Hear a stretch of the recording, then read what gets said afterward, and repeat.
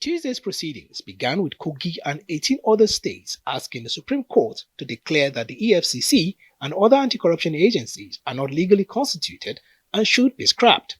The number soon dropped to 16 after the names of the Attorneys General of Adamawa, Anambra and Ebonyi states were struck out by the 7-member panel of the Supreme Court after they applied to withdraw from the suit.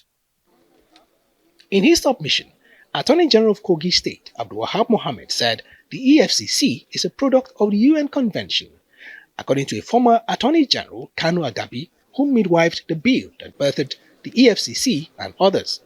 The Attorney General of Kogi State said Section 12 of the Nigerian Constitution spells out the mode of adoption of international treaties, which in his view was not adopted during the establishment of the EFCC. In that light, the anti-graft agency, he adds, was not well-founded. Mohammed noted that the UN Convention Against Corruption wasn't meant to be applied, but to stop the illicit movement of funds out of the country. He then prayed that the Apex Court grants his prayers and for costs to be awarded in favor of Kogi and other states against the federal government. In a counter-argument, the Attorney General of the Federation, Lateef Fagbemi, said the National Assembly didn't domesticate the UN Convention Against Corruption, adding that in this case the government is relying on Section 15, subsection 5 of the Constitution and not Section 12.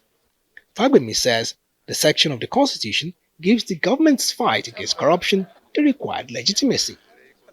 Nasarawa is one of the 16 states in the suit still challenging the legality of the EFCC.